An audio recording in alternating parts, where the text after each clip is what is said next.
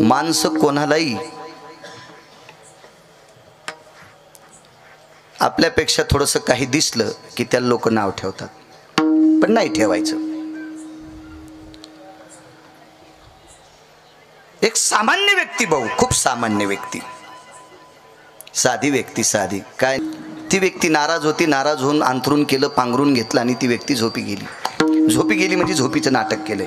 काय त्यांचा महिमा सांगतोय, झोपीचं नाटक आहे. आपण झोपी गेलेला माणूस एका हाकेत, दोन हाकेत, फार गाढ निद्रा असलं तर तिसऱ्या हाकेत उठतो. नाहीच हाक मारली तर ढकलल्यावर उठतो. पण झोपीचं सोंग केलेलं इकून ढकलल्यावर इकडे अंगाडावर पडतो, तिकून ढकलल्यावर इकडे अंगाडावर पडतो. झोपीचं सोंग केलेलं, तसं त्यानं झोपीचं सोंग घेतलेलं होतं. आणि खूप प्रयत्न केला आईनं, वडिलांनी, त्याच्या बंधूनं, त्याच्या बहिणीनं, अजून कोण भावाचं लग्न झालं असेल त्याच्या भाऊजाईनं सुद्धा विनंती केली, दादा उठा उठा, पण ते उठत नव्हतं. शेवटी हे 2-3 दिवस झालं पोरगं उठत नाही. याच्या करता संत किती मोठे असतील याची व्याख्या सांगतोय. काय त्यांचा महिमा, किती मोठे आहेत संत, देवापेक्षा किती मोठे आहेत याची व्याख्या सांगतोय. शेवटी 2-3 दिवस त्याच्या वडिलाचा चेहरा पडलेला होता, नाराज होते. शेवटी वडील आहेत महाराज. वडील ज्यांच्याकडे कामाला होते त्या मालकानं त्यांच्याकडे पाहिलं. म्हणले का हो तुमचा चेहरा 2 दिवसापासून नाराज आहेत. नाही मालक, मी काम कमी करतो का. नाही म्हणले, काम तर तुमचं रोजचं जसा हात आहे तसा तुम्ही करतात, फक्त मला तुमचा चेहरा प्रसन्न वाटत नाही. याचा अडचण काय. मोठी व्यक्ती ज्या वेळेला हृदयाला हात घालती का त्यावेळेला सर्वसामान्याच्या डोळ्याला पाणी येत असतं.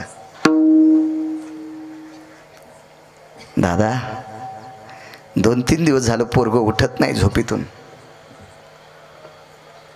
काय मागतंय, बोलत नाही. बळच तोंडावरलं पांघरून काढलं तर रडून रडून त्याचे डोळे लाल झालेले आहेत, उठत नाही ते. बर, मोठा माणूस त्या काळातला, भारदस्त श्रीमंत, आकड्याची काठी, कुरकुर वाजणारा बूट, गड्याच्या पाठीवर पाय देत नव्हता त्या बुटानं, असा चांगला मालक होता, चांगला होता. आणि वजनदार माणसं होती त्या काळातली. सगळी लोक वजनात राहत होती ना, आणि पुढच्याचंही वजन सांभाळत होती. त्याच्याकरता लोक त्यांचा आदर करत होते. पूर्वीच्या काळातला बापू मोठा माणूस रस्त्याने चालला की बायका पदर घेत होत्या, कारण ते चुकीचं वागत नव्हता. याच्याकरता बायका पदर घेतात.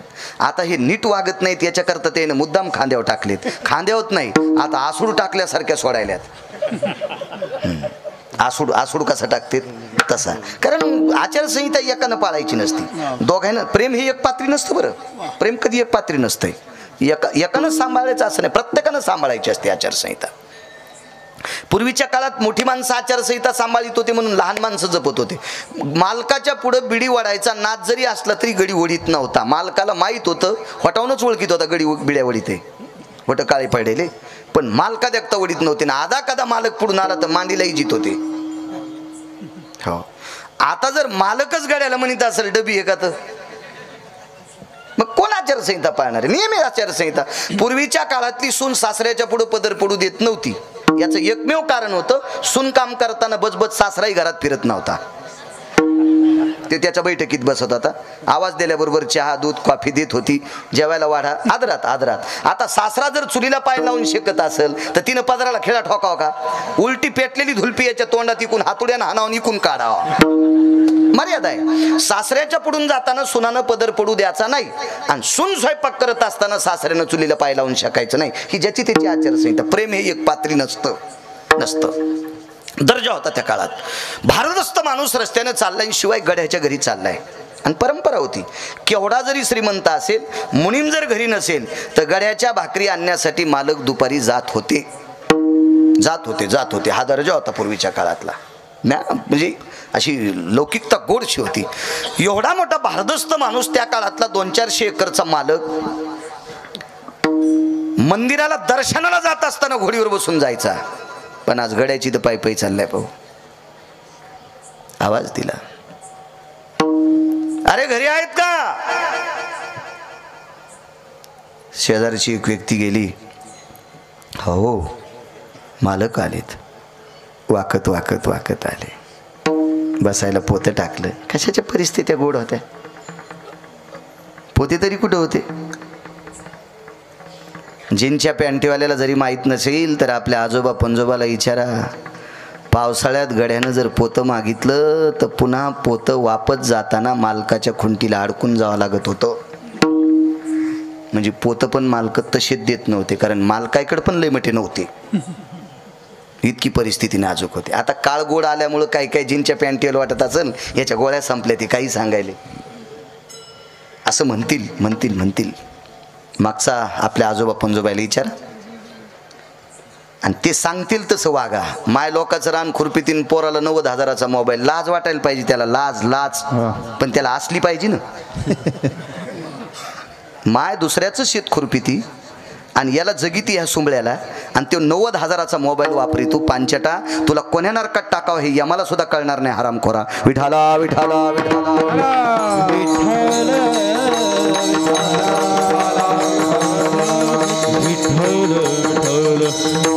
बसायला पोतं टाकलं. मालक आलात.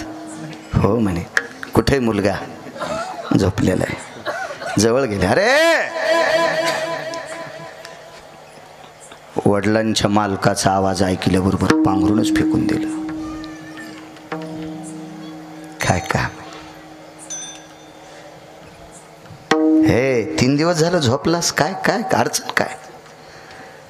नाही मालक. नाही म्हणजे काय? बापाला सांगत नाही, माईल सांगत नाही. काय अडचण काय तुझी? पाहिजे काय तुला? रडू लागलं.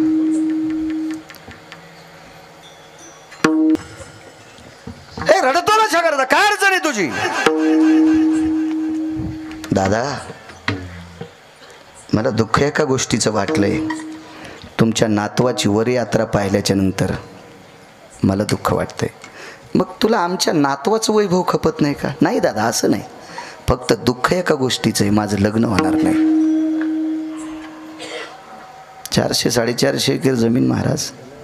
त्या मालकानं पाठीवर थाप टाकली, हृदयाशी धरलं आणि विचारलं, का लग्न होणार नाही तुझं? तू गरीबाचं पोरग आहे म्हणून? कोण म्हणतंय तुझं लग्न होणार नाही? नाही होणार. का? लग्न करण्यासाठी विटेवरच्या मालकानं जो पुरुषार्थ दिलेला असतो तो पुरुषार्थ मला दिलेला नाही. याच्याकरता माझं लग्न होणार नाही. ठीक आहे. मग असं पांघरून घेतल्यानं तुझं लग्न होईल का? नाही म्हणे. नकोस वाटतंय. काय करावं असं वाटतंय तुला? काही नाही. मी तुमच्याकडे कीर्तन झालं, त्या कीर्तनात मी ऐकायला बसलो होतो. त्यावेळेला त्या महाराजांनी सांगितलं होतं की हा नरदेह दुर्लभ आहे. नरदेह दुर्लभ. 14 गोष्टीपैकी सर्वात कोणती दुर्लभ गोष्ट असेल तर हे शरीर. आणि हे शरीर मिळाल्याच्या नंतर 2 नंबरचं दुर्लभ काय तर संतांची भेट. मग हे दुर्लभ शरीर हे प्राप्त झालंय आणि आत्महत्या केली तर पुन्हा भेटणार नाही असं एका पवित्र वक्त्यांच्या मुखारविंदातून ऐकले. याच्याकरता आत्महत्या करा वाटत नाही, पण तोंडही दाखव वाटत नाही. करू काय? एवढ्या मोठ्या दर्जेदार व्यक्तीने विचारलं, तुला कशा करता दुःख नेमकं काय? काही नाही म्हणे. बघा ना किती थाटामाटात वैभवात संसार थाटतील सगळ्या गोष्टी. मला नाही थाटता येणार. म्हणलं असू दे, तुझा काही दोष आहे का? तो माझा दोष नाही, पण लोक हसतील. नाहीत हसणार. जी माणसं तुला हसतील का तीच माणसं तुझ्या नावानं भजन करतील. पण त्या व्यक्तीला असं वाटलं माझं वय लहान असल्यामुळं मोठी माणसं माझं सांत्वन करायला लागलेत, मला दुःख होणे याच्याकरता चोमळायलेत. पण ती लोक तशी नव्हती भाऊ, अधिकारी लोक होती. त्यांनी सांगितलं, ज्या लोकांनी तुझी चेष्टा करतेत, तुझी निंदा करतेत, हीच माणसं तुझ्या नावाचं भजन करतील, तुझं नाम गातील, तुझं वर्णन करतील. कसं शक्य आहे म्हणे दादा? आईला कळालं त्या दिवसपासून आई सुद्धा मानित नाही, वडील मानित नाहीत, भाऊ मानित नाही, बहीण मानित नाही, नातेवाईक मानित नाहीत. मित्रानं सोडून दिलं. तू किलिंबे आहेस, तुला पुरुषार्थ नाही, तू आमच्यात येण्याच्या लायकीचा नाही, तू कशाला आमच्याकडे येतोस? ते श्रीमंत भारदस्त व्यक्तीनं सांगितलं, आपल्याकडे ये, आपल्याकडे. ते म्हणले, किती दिवस तुमच्याकडे ठेवता? मी मरेपर्यंत माझ्याकडे ठेवील आणि मी मेल्याच्या नंतर माझ्या वंशातल्या लोकांना सांगेल, हा मरेपर्यंत याला सांभाळा, आजपासून आईबाबाकडे जायचं नाही. आणि त्या दिवशी वडील ज्यांच्याकडे काम करत होते त्या श्रीमंत भारदस्त व्यक्तीनं घरी नेलं. गळ्यात तुळशीची माळ, गोपीचंद, पंढरीची वारी करणारा महिन्याचा वारकरी महात्मा. आणि त्या वारकऱ्याने किलिंबे व्यक्ती, सोप्या भाषेत सांगतो नपुसक व्यक्ती, घरी नेली. काम काय करायचं यायचं दादा तुमच्याकडे, काही काम करायचं नाही माझ्याकडे. माझ्याकडे एकच काम करायचं, मी आंघोळ करायच्या अगोदर तुझी आंघोळ झाली पाहिजे. माझी आंघोळ व्हायच्या अगोदर ताटात मंजुळा घेऊन तू पाहिजेस. माझी आंघोळ व्हायच्या अगोदर गावरान तुपातला काकडा भिजलेला तुझ्याकडे पाहिजे. आणि माझी आंघोळ व्हायच्या अगोदर तू मारुतीरायच्या मंदिरात हजर पाहिजे. माझी आंघोळ व्हायच्या अगोदर तुझं मंदिर झाडलेलं पाहिजे. माझी आंघोळ व्हायच्या अगोदर टाळ विना पक्वात तू सतरंजी टाकून तिथं ठेवला पाहिजे. संपला विषय. माझी आंघोळ व्हायच्या अगोदर तू मारुतीरायला पाणी घातलं पाहिजे. एवढंच काम. याच्यानंतरचं काय काम? काहीच नाही काम, काहीच नाही. जेवायला कुठं जाऊ? मला पाठ, ताटाला पाठ, बसायला पाठ, पाठीला पाठ. लगेच पत्नीला बोलव, लक्ष्मी जी मी 10 वाजता सकाळी जेवत असतो, त्यावेळेला माझं जसं नियोजन असतंय तशा नियोजनात यालाही 3 पाट लागतील. पाठीला पाठ, बसायला पाठ आणि ताटाला पाठ. होता कोण भाऊ? नपुसक. ठीक आहे मालक. ती त्या काळातली बाई होती. आताच्या काळातली बाई असती म्हणली असती नवऱ्याच्या गोळ्या संपल्यात, याचा आकलीचा कांदा फुटलाय, काही सांगायला. ती त्या काळातली बाई होती. मानी भरताराची बोली, धन्य जगी ती माऊली. जुन्या काळातली स्त्री होती. ठीक आहे म्हणले. सावकार हा नियम वर्ष, 2 वर्ष, 3 वर्ष, 4 वर्ष, 5 वर्ष, 10 वर्ष, 22 वर्ष चालला. आणि 22 वर्षाच्या नंतर नियम बंद नाही झाला, फक्त शरीर गळालं. वार करायचं शरीर गळालं. मंदिरात जाता येत नव्हतं. सांगितलं इथून पुढचा काकडा तूच करायचा. वा. आणि मोठ्या मुलाला सांगितलं आता ही परंपरा तू सांभाळायची याच्यासोबत, आणि मी ज्या जाग्यावर जेवायला बसतो त्या जाग्यावर तू बसायचं, आणि याला बाजूला घेऊन तू जेवायला बसायचं. माईला वाटत होतं घरी यावा, जात नव्हतं. बापाला वाटत होतं घरी यावा, जात नव्हतं. भावाला वाटत होतं घरी यावा, जात नव्हतं. कारण घरी जावा अशी वागणूकच यांनी दिली नव्हती. इतका तिरस्कार केला रक्ताच्या नात्यातल्या लोकांनी, जावंच वाटत नव्हतं. कालांतराने ज्यांनी भजनाला लावलं ती व्यक्ती मृत्यू पावली. आता वयातली, त्याच्या वयातली काही सगळी तरुण म्हणायची आता ज्यानं परमार्थाला लावलं ते मेलं. आता याचं कसं काय होईल? याचं पुढे कसं होईल?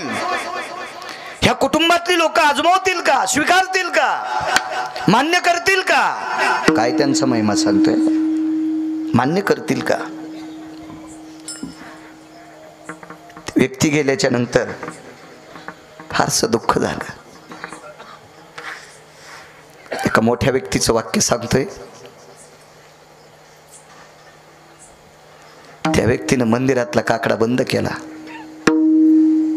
या नपुसक व्यक्तीनं मंदिरातला काकडा बंद केला आणि ज्याला भजनाला लावले त्याला जिथं जाळले तिथं काकडा सुरू केला. मला ज्यानं परमार्थाला लावले त्याच्या समाधीपाशी काकडा. दुःख वाटायचं. ज्या व्यक्तीनं आपल्याला परमार्थाला लावले ती व्यक्ती निघून गेली तरी पण लोक हसणं बंद करत नाहीत. करावं काय? एके दिवशी तोही जात राहिला. महाराज त्या कुटुंबातल्या लोकांनी अंत्यविधी केला. बाकीचे काय विधी असतील ती सर्व पार पाडले. ती व्यक्ती निघून गेली. जागा कुठे भेटली माहिती भाऊ? वैकुंठात. त्या लागी विमान पाठविले वैकुंठात. वैकुंठात. वैकुंठात गेल्याच्या नंतर ज्या वारकऱ्याने भजनाला लावलं तो वारकरी एका खुर्चीवर बसलेला आणि दुसऱ्या खुर्चीवर ही व्यक्ती बसलेली. महाराज नपुसक क्लिंब्य बापू ती व्यक्ती त्या खुर्चीवर बसलेली. कधून अंतःकरण आलं. ते वैभव पाहिल्याच्या नंतर आनंदाश्रू आले. हृदयाला मिठी मारली. हृदय पाजरत होतं, हृदय पाजरत होतं हृदय. आणि थोड्या वेळाला वेगळे अश्रू आले. आता का रडतो? मगाशी जे रडलो तुमचं ऐकल्याच्या नंतर जीवनाचं सोनं झालं. अधिष्ठान वैकुंठात प्राप्त झाले. हे आनंदाश्रू होते. पण दुःख एका गोष्टीचं आहे की अजूनही खालच्या लोकांनी निंदा बंद केलेली नाही. काय सांगावं वारकऱ्यानं? आता निंदा करीत नाहीत. आता सकाळच्या काकड्यात तू नाव घेतेत. कानो पात्रा खोदू पिंजारी तो दादू कानो पात्रा खोदू पिंजारी तो दादू पात्रा खोदू पिंजारी तो दादू भजनिया भेदो हरीचे पाये भजनिया भेदो हरीचे पाये भजनिया भेदो हरीचे पाये कानो पात्रा खोदू पिंजारी तो दादू भजनिया भेदो हरीचे पाये भजनिया भेदो हरीचे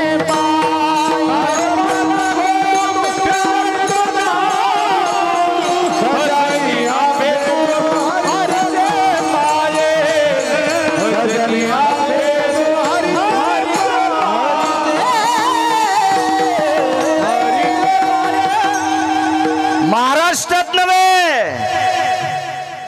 हो पृथ्वीवर ज्या ज्या देशात वारकरी संप्रदायाची परंपरा आहे त्या परंपरेत हा अभंग घेतल्याशिवाय काकडा पूर्ण होत नाही. सावकार अभंग काढू शकत नाही कोणी बाजूला. एखादा जर म्हणला अभंगामध्ये त्याचं नाव आहे खोदू पिंजारी तो दादू भजनी आभेदू हरीचे पाय, हाय का बापू हिम्मत कोणाची अभंग बाजूला करायची? पंढरपुरातला मालक इतका हानीन हा इंचभर जागा ठोचा नाही लाल करायची, कारण त्याला आवडेल महाराज, त्याला आवडे. दृष्टांत संपला. आईनं बापानं कुटुंबातल्या लोकांना वाळीत टाकलेल्या माणसाला वारकरी संप्रदायातल्या आधारीव लोकांना त्याचं नाव घेण्यासाठी भाग पाडते. काय मोठी व्याप्ती संतांची असेल. किती पैशावाले एका जागेवर आल्यावर त्याला या पदाला आणलं असतं, आणता आलं असतं सावकार?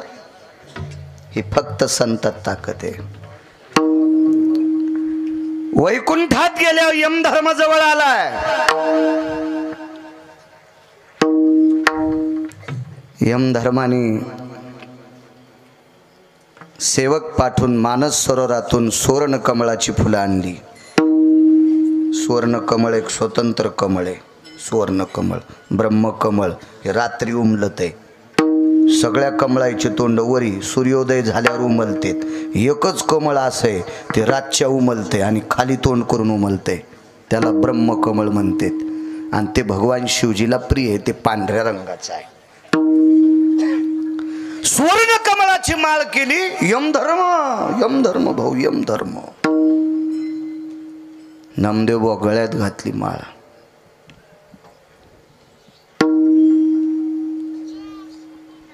हे खुश नाही झालं ते पोरग. त्यावेळेला मुलगा नसेल ना तो, पण खुश नाही झालं बापू ते. श्रुती मातेनं प्रश्न केला, यमधर्म ठराविक लोकांना मानतय वरी आल्यावर, आणि तुमच्यापैकी एक तुम्हाला मानलंय, तुम्ही प्रसन्न का नाहीत? ते म्हणे मला याचं दुःख वाटतंय, मला वैकुंठात आणले, यमधर्म माझ्या पाया मला माळ घालतोय, मला मालक का भेटत नाही? आणि मग यमानं व्यवस्था केली शेषाच्या आसनावर, क्षीरसागराच्या ठिकाणी रात्री नेलं. तिथं दिवसा सापडतो का देव? रात्री नेलं. पौर्णिमेची रात्र, ती रात्र होती उद्याची 15 तारीख. ती कोणती रात्र आहे? उद्याची 15 तारीख, काकड्याची पौर्णिमा, चातुर्मासाची पौर्णिमा. आणि ह्या पौर्णिमेच्या दिवशी शेषाच्या आसनावर शयन गोड हा पलंग येतो, हो तिथं नेले. या म्हणते या. लक्ष्मी पाय दाबीत होती भाऊ. भगवंतान पाय आखडे का खडे? औक्षण काढ म्हणले त्याच. आल्या आल्या कसे गिरगाव करायचे तुमचे पाय धुतले. लक्ष्मीनं ताट घेतलं सावकार. दिवा तुमच्याच दुकानातला असन सोन्याचा. सोन्याचा दिवा आणि सोन्याचं ताट बापू. लक्ष्मी औक्षण काढायला तरी पठ्ठ्या खुशच नाही. काय आईसाहेबांनी विचारलं, श्रुतीने विचारलं, लक्ष्मी ओवाळती, लक्ष्मी ओवाळू द्या हो, मालकान बोलू द्या ना मला. माणसं असतात काही फारत असतं. कोणापासून हुशार झाले? संतांपासून. भगवान उठले आणि अशी गळ्याला मिठी मारली.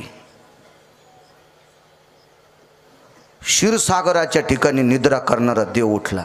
मला एकदा एबीसी फॉर्म भरायचा होता फीस माफ करण्यासाठी. लय काय शिकलो नाही मी, पण ते एबीसी फॉर्मवर सरपंचाची सही शिक्के असले की ते जरा फीस माफ होत होती. आमचं सरपंच गेलं कुठंतरी फिरायला आणि उपसरपंचाकडे शिक्के ठेवून गेलं. मी त्याच्याकडे गेलो तर असं गेलतो सकाळी 7, 7:30, 8 वाजता. इतकी उपसरपंचाची बायको वसकली माय. कळतं का रे म्हणले तुम्हाला, थोत्र घेऊन चालतात पहाटच आणि 8 वाजता पहाट असती का?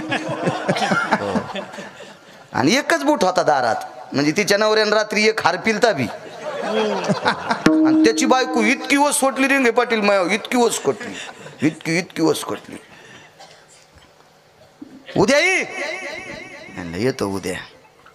आता ती जिती बाई, मला आता आरुतुर बोलत नाही. मी तिला जिजी म्हणत असतं. म्हणलं जिजी बरं आहे का आता? माय जाऊ द्या माय, मागचं काढूत नका मला. नको माय हो ना, भांडणात काय बोलत नाही, काळात काय खात नाही. तिला ओया बिलय पाठ तशा त्या जुन्या.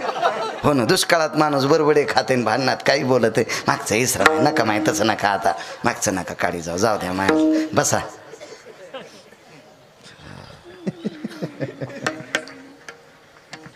दोन 3 शेळ्या लेंड्या झाडू लागली. इतकी वसकुली भाऊ. विश्व ज्याच्या ताब्यात त्याला जगाचा बाप म्हणतात. देखवी ऐकवी एक नारायण.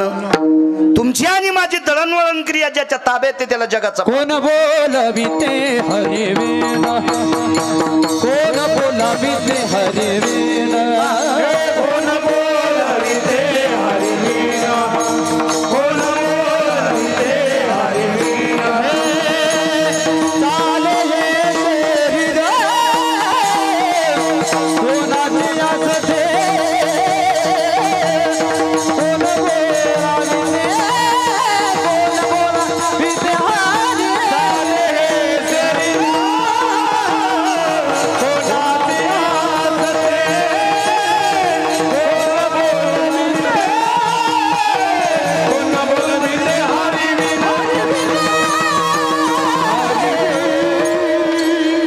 सगळी सत्ता ज्याच्या ताब्यात आहे.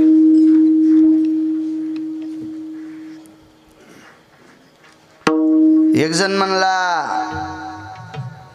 आपल्यासारखं कोणाला गाताच येत नाही, आणि सकाळच्याला तुटीच बंद केली. लगेच पेपरवर आलं, व्हॉट्सअपवर, आदरणीय माननीय सन्माननीय हरिभक्तीपरायण गिरगावकर गेले.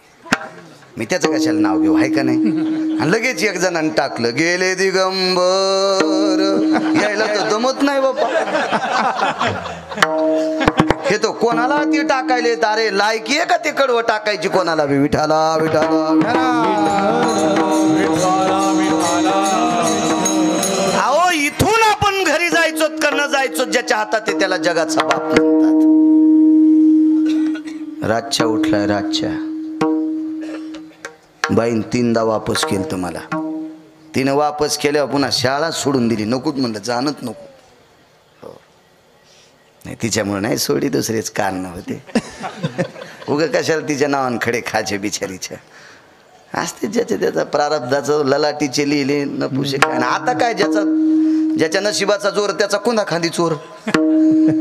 आता काय कमी. पण मग ऐकायचं नाही रे, तुम्ही शाळा शिकाय खजिने हो. हो गिरगावच्या बाळ्याचं धकलं न शिकताना तुम्हाला येड्यावानी होईल, फुटाने खावं लागतील. तुम्ही शिका चांगलं. हो शिक्षण, अरे शेती बी शिकल्याशिवाय करता येत नाही. हो कोणतं बी देईन ना घुसडून ते. हो काही बी, त्याचं काय वेळ आहे का? हो लेकराला 5 ते 10 औषध तुरीव टाकायचं, 5.5 ml. आमच्या गड्यानं टाकलं. हो तुरील शेंगा नाही आले, पार शेंडे जळाले 3 पाट्याचे. म्हणजे औषधाचे पैसे मातीत गेले. आणि म्हणलं असं कसं? ते म्हणला मी यानं टाकितो का? म्हणलं 8व्यान टाकशील तू, तुला माहिती आहे का याच्यात? अरे म्हणला मग काय शिक्षण हो काय असं होत असतंय. असा येडगळ गडी माझ्याकडे नाही, पण तुमचं तसं होईन म्हणून सांगायलो. माझ्या गोळ्या संपल्यात का इतका नालाय गडी सांभाळायला मी. विठाला विठाला.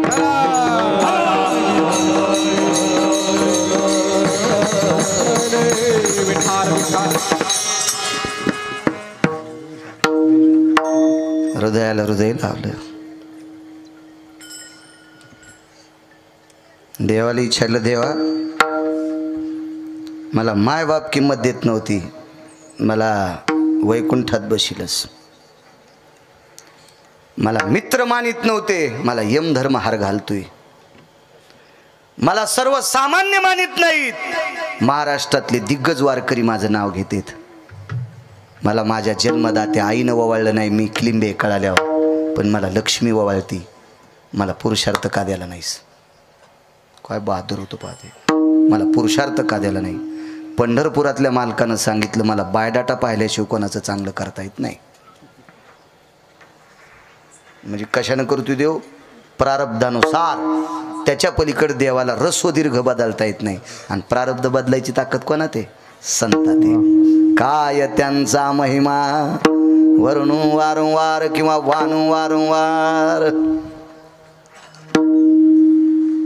तुमचे एक सावकार होते, अहमदाबादचे सोनार. त्याला एक अडचण होती. फार पैशावाला माणूस, खूप मोठा. गाव अहमदाबाद गुजरातमधलं. आणि खूप प्रयत्न केले भाऊ, पण ती अडचण दुरुस्त होत नव्हती. आणि एका व्यक्तीनं सांगितलं, तुमचं हे दुःख आळंदीतले मालक दूर करतील. आणि ती व्यक्ती आळंदीला आली. माऊली महावैष्णव ज्ञानोबारायच्या समाधीवर डोकं ठेवलं, आपली व्यथा मांडली. पुढच्या 15 दिवसात ते दुःख निघून गेलं. आणि पुढच्या वारीला आले ते एक नारळ घेऊन आले, मोठं नारळ, असं चांगलं, पाण्याचं नाही भाऊ. ते नारळ शेंडी सगत होतं. त्याच्यात एक सळई घातली लोखंडाची. त्या सळईनं त्याला छिद्र पाडलं. डोळे असतात नारळाला, त्या डोळ्यावर ते फोडलं, त्याच्यात छिद्र पाडलं. ते कोरून कोरून खोबरं पाणी सगळं बाहेर काढलं. आणि त्याच्यात सावकार हिरे भरले, हिरे, आणि कणिक लावली. आणि ते नारळ, तुळशीच्या मंजुळाचा हार माऊली महावैष्णव ज्ञानोबारायच्या समाधीवर ठेवला. काय त्यांचा महिमा सांगतोय. साधूच्या मनात आल्यावर काय होईल? देव नाही करू शकत. देव तुमच्या प्रारब्धानुसार. त्याला त्याचं बदलता नाही आलं तर तुमचं काय? कर्मे श्रीराम. त्याला देव हा जीव दशेला आल्या, देवालाच आहे त्याचं प्रारब्ध बदलता येत नाही. प्रारब्ध बदलायची ताकद कशालाच मोजित नाही, ती फक्त संत असतात. ती संत. उलट देवावरचं दुःख दूर करण्याची ताकद त्यांच्यात आहे. एवढी मोठी शक्ती संतात आहे. आणि मग ते नारळ ठेवलं. ते अहमदाबादचे सोनार तिथंच मुक्कामाल. तुम्ही दिसल्यामुळं आठवलं त्याचं चरित्र. आणि मग संध्याकाळी ज्ञानोबाराय स्वप्नात गेले, हे नारळ तुकोबारायकडे देऊन टाका नामदेव बुवा. ते सकाळी आले आणि पुजाऱ्याला म्हणले, मी नारळ ठुलेल. ते म्हणले, तुमचं तसंच ठुले बुवा, ते देऊन टाका. ते म्हणले, काय माणूस हो, समाधी उठवलं वापस मागायला. ते म्हणला, मी कशाला वापस मागू? मालक स्वप्नात आले आणि तुकोबारायला द्यायचं सांगितले. बापू ते नारळ आणि तुळशीच्या मंजुळाचा हार देहूला पायी पायी जाऊन त्या अहमदाबादच्या सोनारानं तुकोबारायकडे बापू ते हारण ते नारळ देऊन टाकलं. त्याच्यावर बीड जिल्ह्यातले एक विद्वान पंडित, आचार्य, शास्त्री, त्या काळातले, म्हणजे 400 वर्षापूर्वीची गोष्ट असेल बहुतेक, त्या काळातला विद्वान पंडित, वेदांतिक. आणि ज्ञानोबारायने त्या व्यक्तीला सांगितलं, जा तुमचं समाधान तुकोबाराय करतील. ती व्यक्ती गेली, तुकोबारायला नमस्कार केला, हातानं पगडी पाहिली, जानवं पाहिलं, गळ्यातल्या माळा पाहिल्या, विद्वत्तेचं तेज पाहिलं. आणि तुकोबारायने लोटांगण घातलं. त्याने फक्त हात जोडले. तुकोबारायने लोटांगण घातलं, लोटांगण. कारण तुकोबारायला माहित होतं कोण्या कोर्टातून आलंय. काय ज्ञानेश्वरी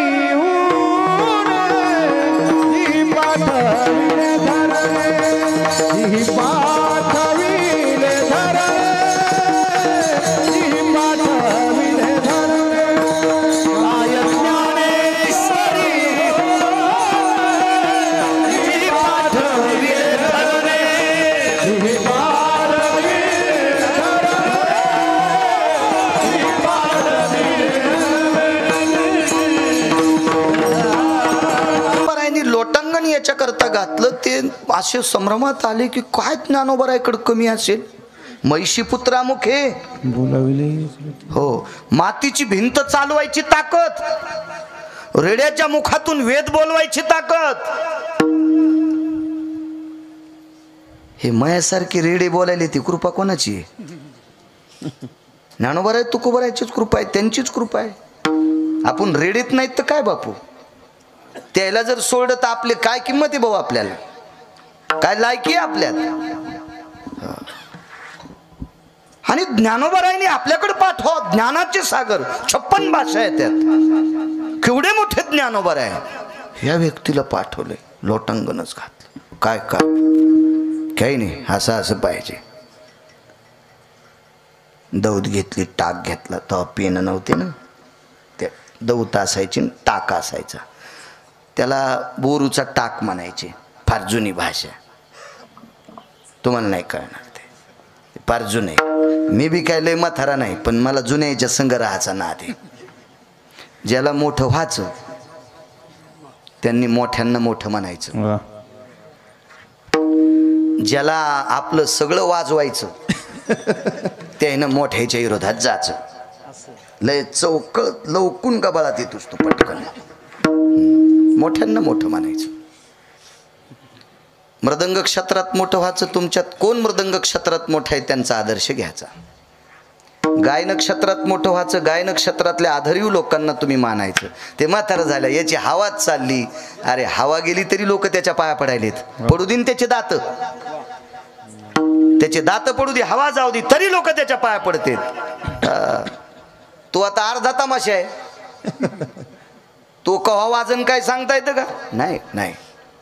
जगन्नाथांना पवार म्हणायचे, ज्याला संसारात मोठं व्हायचं त्यानं बारक्याकडे बघायचं, आणि ज्याला परमार्थात मोठं व्हायचं त्यानं मोठ्याकडे बघायचं. अण्णांचं वाक्य होतं. काव्यतीर्थ महाराष्ट्रातले पहिले 3 शास्त्री, त्याच्यापैकी एक जगन्नाथांना.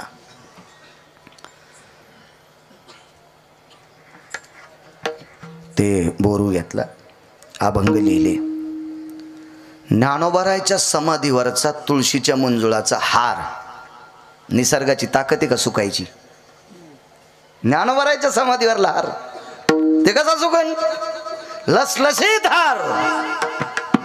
आणि तो हार तुकोबारायने त्या पंडिताच्या गळ्यात घातला. भाऊ ते लिहिलेल्या अभंगाची चिठ्ठीन त्याच्यावर नारळ ठेवला आणि ते देऊन टाकला. पहिली गोष्ट, चिठ्ठी वाचल्यावर प्राकृत होती. तुकोबारायचं वाक्य प्राकृत.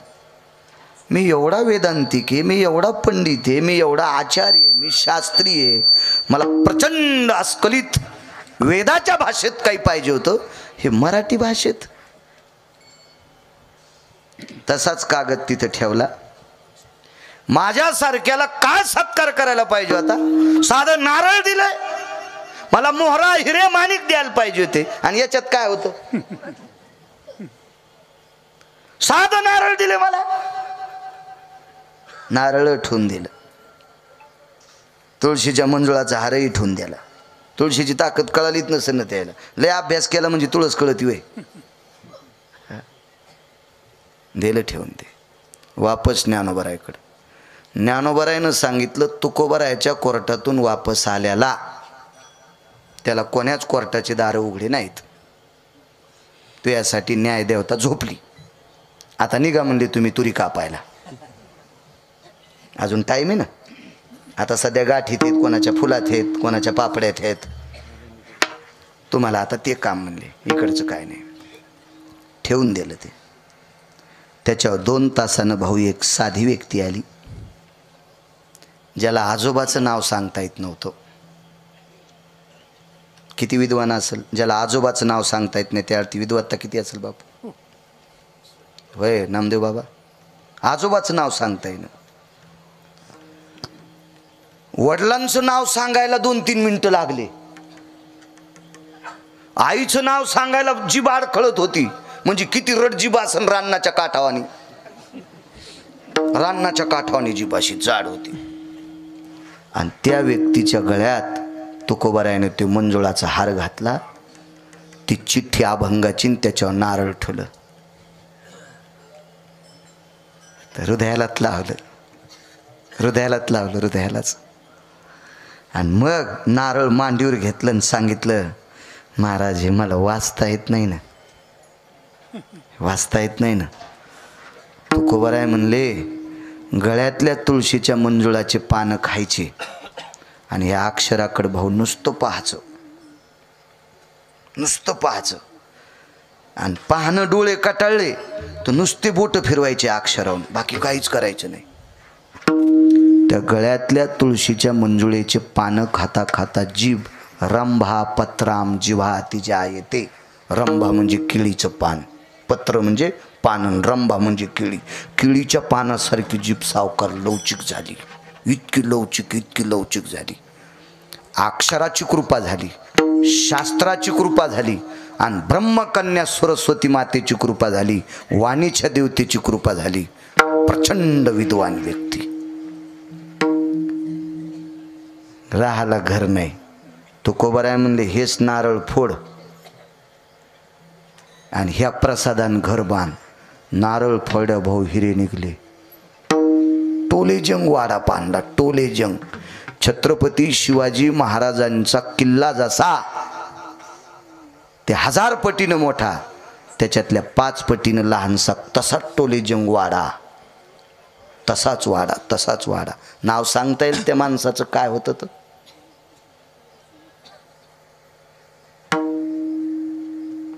जाऊ द्या, पुन्हा कुठं परिसरात कीर्तन असल्यावर तोरक ध्यानात आणा.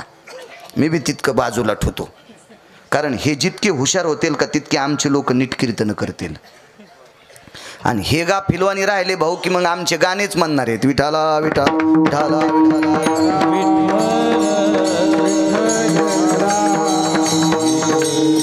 त्या व्यक्तीचं नाव होतं कोंडोजी काका.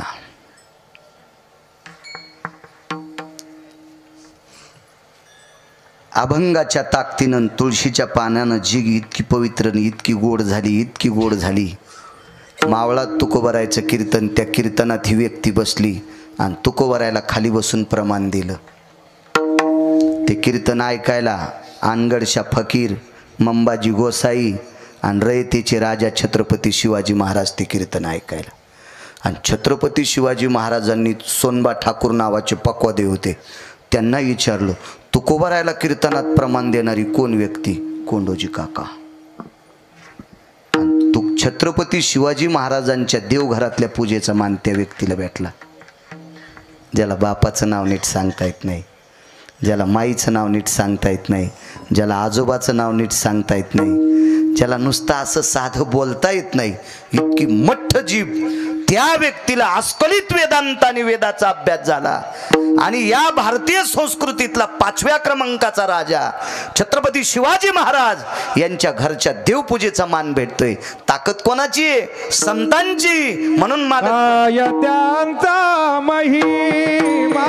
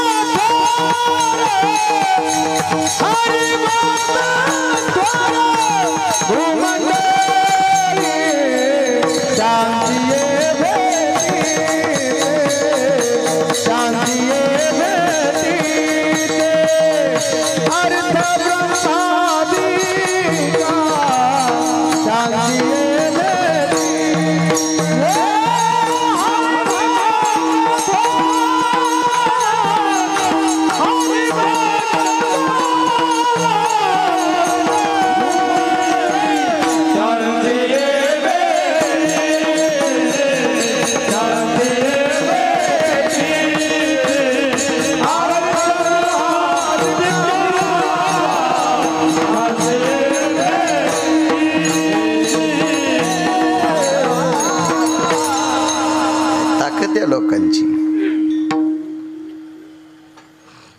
आपल्या परिसरातला एक मुद्दा सांगतो. आपण किती मोठ्या भागातली माणसं आहेत. बापू तुम्ही ऐकलं परवाला, रानोबा नावाची एक वारकरी आपल्या परभणी जिल्ह्यातले, रानोबा नावाचे वारकरी परभणी जिल्ह्यातले 90 वलांडेपर्यंत पंढरीची वारी केली. मी 2 दिवस तारीख द्यायला त्याच्यामुळे टाळत होतो.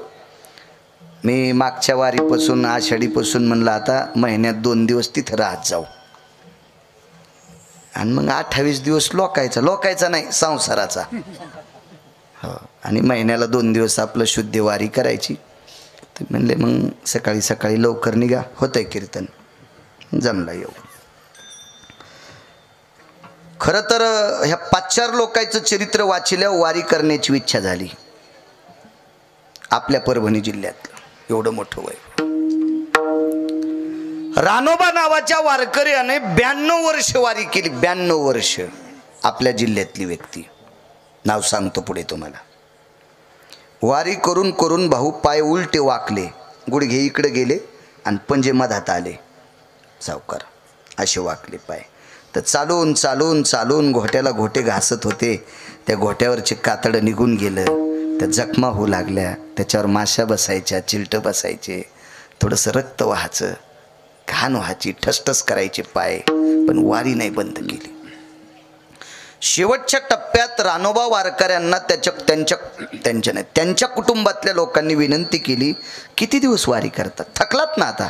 ते म्हणले मग करू काय, आता तुम्ही आराम करा. एकच वाक्य सांगितलं, मला फुलाच्या पाकळ्या जरी 3 टाइम टाकून बदलल्या तरी हे शरीर घरी पड्या एके दिवशी कुजणारे. मग मला वारी करता करता मरू द्या ना. काय त्यांचा महिमा सांगतोय. किती लोकांचा, या संत लोकांचा पावर किती मोठा आहे, अधिकार किती मोठा आहे. योग असा आला 90 वलांडली आणि एके दिवशी पंढरपूरहून गावाकडे परत येत असताना रस्त्यात असं मारुतीरायाचं मंदिर, त्या मारुतीरायाच्या मंदिरात त्यांचा मुक्काम. आणि रात्री 1 वाजता वाटसरूच्या रूपात पंढरपुरातल्या मालकानं प्रवाशाचं रूप घेतलं. आणि ज्या मंदिरात रानोबा नावाचे वारकरी भजन करून मधुकरी मागून आणली, खाल्ली, भजन केलं आणि झोपले, त्या मंदिरात रातच्या 1 वाजता त्या प्रवाशाने घंटा वाजिला. एवढ्या रात्री कोण आहे म्हणून असं पांघरण पाहिलं. शुद्धाची वारी, चांदण्याचा प्रकाश, थोडंसं मंदिर छोटं असेल 2-4 खणाचं, मारुतीरायाचं मंदिर, दिव्याचा प्रकाश. बघितलं तर कोणीतरी वाटसुरी उठले. कोण आपण?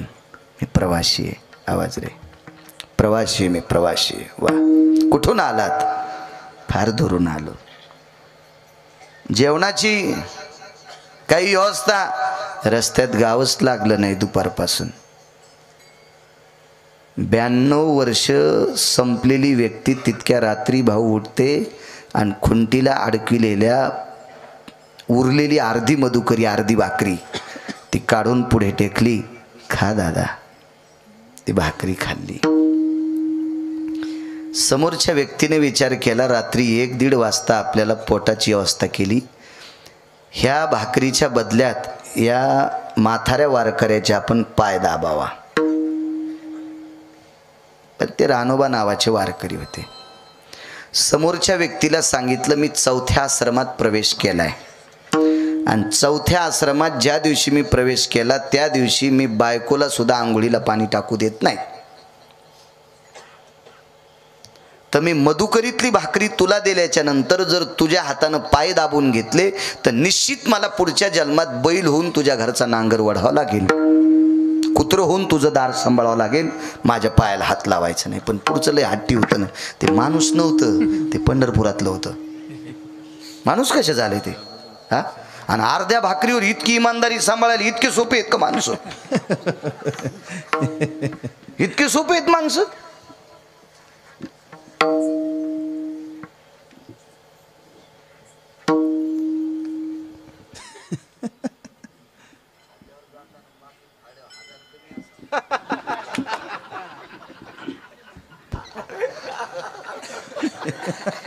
खोटं बोलतोय का?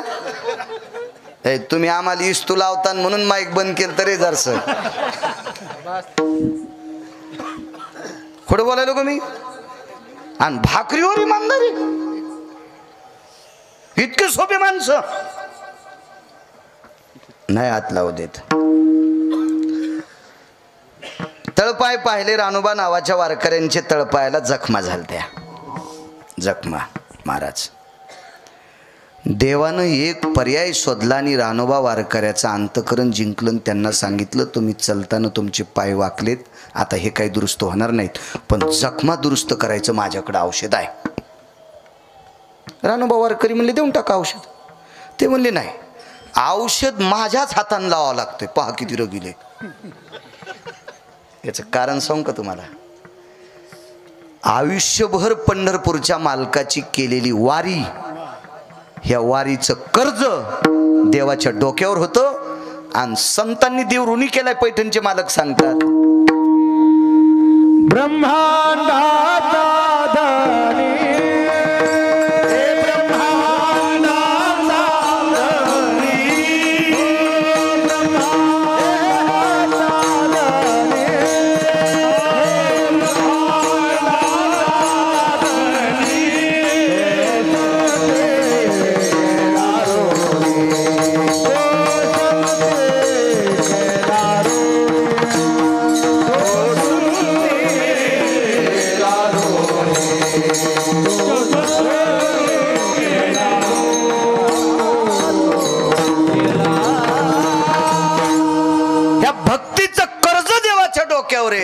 आणि ऋण फेडण्यासाठी ते काय काम करील काय सांगता येत नाही. हळू हळू फेडी ऋण धरणीया रूपे दिना, धरणीया रूपे दिना, धरणीया रूपे दिना, हळू हळू फेडी ऋण धरणीया रूपे दिना, धरणीया रूपे दिना. मी रविवारी एक जणाचं गहू भिजवायला जात होतो आणि त्याच्याकडे इंजन होतं, पण त्या इंजनाला घोटी दिल्याशिवाय चालू होत नव्हतं.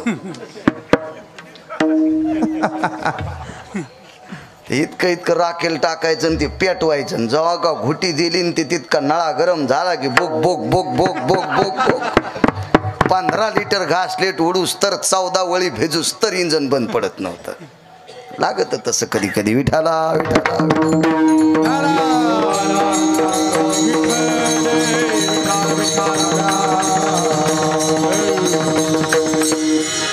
नाना प्रकारचे रूप बापू कुठलंही रूप धरीन भाऊ ते नामदेव बुवा आणि त्या भक्ताची सेवा करीन. नाही म्हणले द्या.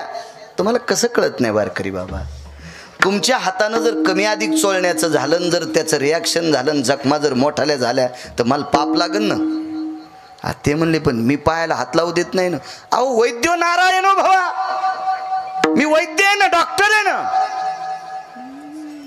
ठीक आहे म्हणले लावा. अहो त्यानं नुसतं डोळे उघडून जरी पाहिलं असतं सावकार तर जखमा नीट झाल्या असत्यानं, पण त्याला सेवा करायची होती. नुसते पाय चोंबाळले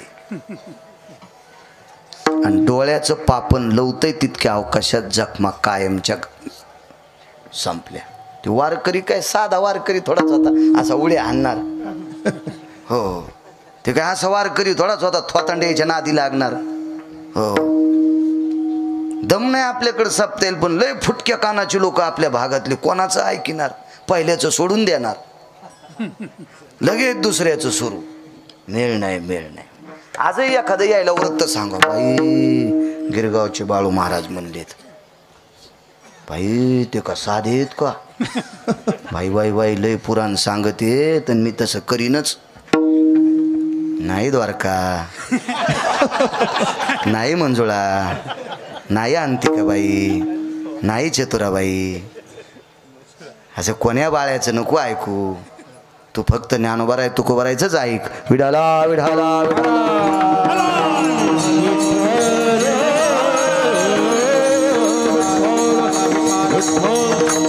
काय वारकरी हातच धरला.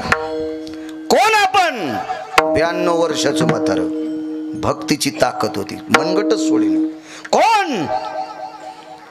महाराज देवाचं बी भक्ती पुढं काय चलत आहे, ते पण लुळपुड झालं. महाराज रावणाच्या थुत्रीत हाणायची ज्याच्यात ताकद, ते सामान्य वारकऱ्या पुढं लुळपुट. साधा होता का रावण? त्याची एक चौकट इकल्यावर 13-12 खासदार. आणि कोणाची माय येली त्याच्या विरोधात फॉर्म भरायला. हा 7 कोटी चौकटी होत्या, साध्या गोष्टी होत्या वय. आणि 2:18 त्यानं आपटू हाणलाय आणि ते म्हाताऱ्याचा हात सुटन. म्हाताऱ्यानं मनगट धरलं तर सुट झटकिताचे न होय भक्ती केला प्रवी धरा हृदय बंदी खाना धरीला आपण धरीचा. हे भक्तीनं धरता येते. ते पैशावाल्यानं आणि ताकदीवाल्यानं हे इकडे जिंका. हो देव भाव बळे आकळे ये रवी ना कळे भाव बळे आकळे ये रवी ना कळे भाव बळे आकळे ये रवी ना कळे भाव बळे आकळे ये रवी ना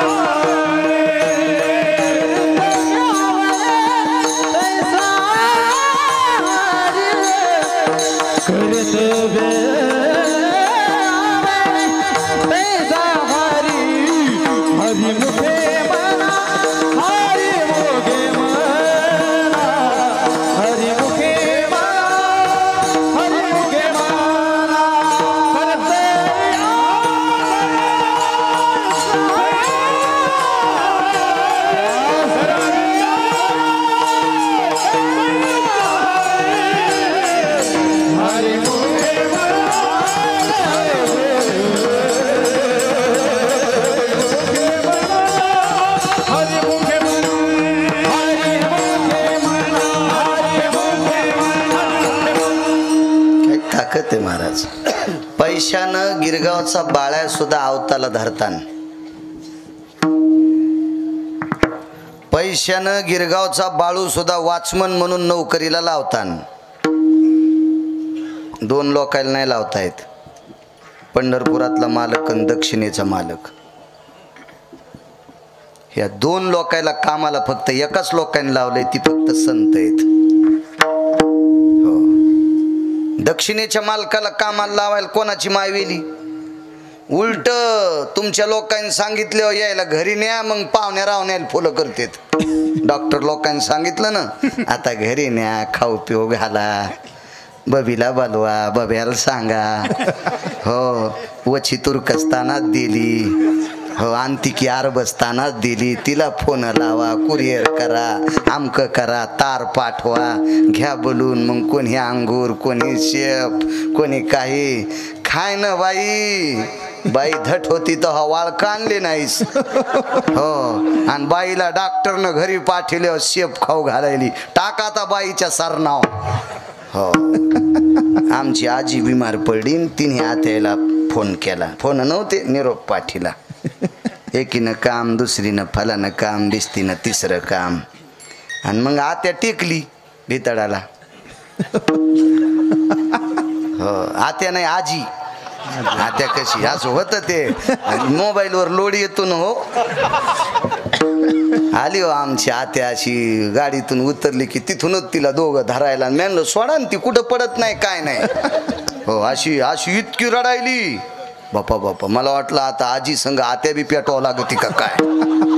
इतकी आत्या अशी अशी अशी असं सोडून. हो मला एक जण म्हणला धरा ना. म्हणलं काय नाही धरायची येते ती. सऱ्या सुनायला तिनं आहारी आणलंय ही काय रडती म्हणलं अशी आत्या होती बा. दृष्टांतातली सांगायलो. इतकी नालायक आत्याचा एवढा गिरगावकर भाषा असतो का कुठं. अशा नालायक आत्याला आत्या म्हणत असतो का मी. आत्या आली बाई मया बाईला बाळू शिरा लय आवडत होता. म्हणला आता कलही दाबती बाई. आता ओरी गेली ना आता शिरा खाती का. 8 दिवसापासून म्हणायलो आत्याला दुखायलं तर म्हणली बुचाड दाबायचं सोयाबीनचं. हो एक म्हणली पोराला पाहली आलेत.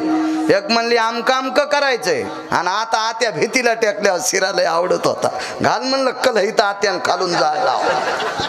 अशी सारे नाटक सगळे सोंगाडे. काय माणसं बायला. एका घरी जेवायला गेलो डॉक्टर साहेबनी. जेवायला गेलो भजे कुरड्या पापड्या हे पद्धतशीर असं जेवायला. तर आम्हाला कोणी करतात ना करतं कोणी बी. जेवायला केल्यावर मग जवळच कीर्तन होतं तर मग तिथंच बसलो. तर म्हणलं आता ह्या घरच्या लक्ष्म्या जेवा ती एकच बायको होती त्याला आणि बाहेरच्या 3 जणी शेजारनी बलिलेल्या म्हणजे 4 जणींनी स्वयंपाक केला. तर मी म्हणलं आता ह्या जेवायला बसल्या. मी म्हणलं जेवा बाई. हो महाराज जेवतो. हात जोडे म्या बी म्हणलं जेव्हा आम्हाला जेव घातलं. एकीच्या ताटात भजे नव्हते भाऊ आणि तिजीच्या ताटात डॉक्टर साहेब भजे नाही ती यजमानाची बायको होती म्हणजे ज्यानं जेव घातलं त्याची बायको. तर मी हळूच करून मी म्हणलं दादा आम्हाला लय भजे वाढे तुमच्या मंडळीला उरले नाही. नाही म्हणे महाराज ती आता भजेच खात नाही. म्हणलं कसं काय ती तळतानाच खाती. काय बाई म्हणलं बापा वा म्हणलं काय माय माय म्हणलं वा वा अभंग इकडं लावायला पाहिजे हिला काय त्यांचा माय बा. एक घरी जेवायला गेलोत आताशी कीर्तन सुरू झाले. अहो चांगलं सांगितलं असे बसले होते जसे तुरुप पिराला कापायला न्यायचे. 2 तारखेला जसं यायला कापायचे परभणीला असे बसले होते माणसं. विठाला विठाला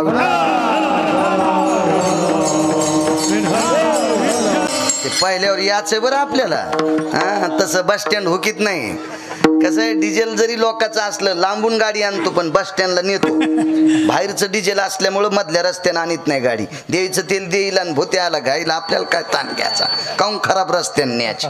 जेवायला गेलो त्या का घरी आम्ही बसलो तर मग ते म्हणले महाराज चहा घेतान का म्हणलं घेतान का म्हणलं आता काय आवडच काम जालनापुरीचा आग्रह सगळा. बर बर अगं 5-6 कप चहा ठेव बरं 7-8 कप दूध ठेव. आमच्या संग बोके बी होते 2-3 हो होते 2-3 बोके. त्याच्यात 1-2 पुन्हा कपात पेत नव्हते.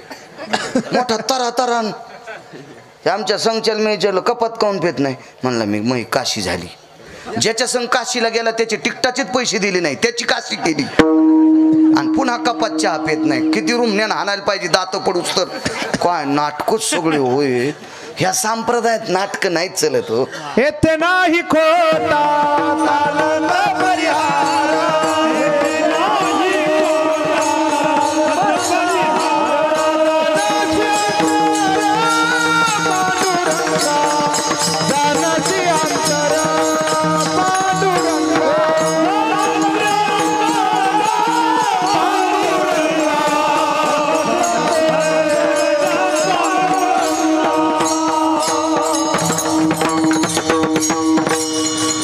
संपलाय बरं मगच मग वाढवायचं वय असा मुकदम असतो वय आगावच धंदा. जाऊ द्या आपला परिसर अण्णा नाही का आपला भाग ह्याच मातीनं आपल्याला मोठं केलंय. आता महाराष्ट्रात फिरत असन काय ना म्हणून तर ह्याच भाषेत कीर्तन करायलो. आज 5089 गाव झाले. आता एकदा गेलेलं गाव ह्या गावाला फार दिवसापूर्वी आलतो मी 15-16 वर्षापूर्वी एक कीर्तन झालं. काही ठराविक लोकांना माहीत बी नसन ना कुठून माहीत तर ऑटो रिक्षात आलतो त्याच्यामुळं कुठून ध्यानात. हो ना नवरी अशी भारी साडी घेऊन अशी आलेली दिसत असती आधी काय दिसती विठाला विठाला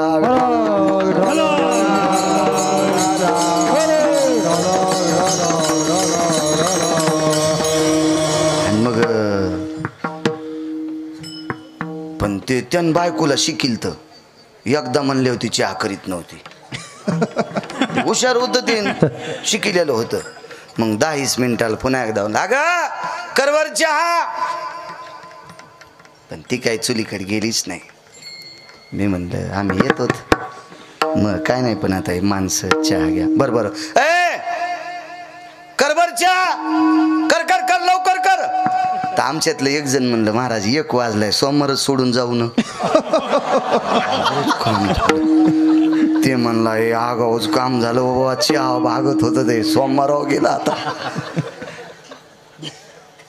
तर ते म्हणलं बरं आता इतक्या गडबडीत स्वयंपाक म्हटलं काय नाही पिठलं चपाती काय त्याला आम्ही रानातली माणसं इथं पिठलं चपाती लोणचं कांदा जरशी चटणी गिटणी काय असली तर आंब्याची पोरले कैऱ्या उन्हाळ्याचे दिवस होते आणि आलीची इच्छा तर पापड तळा.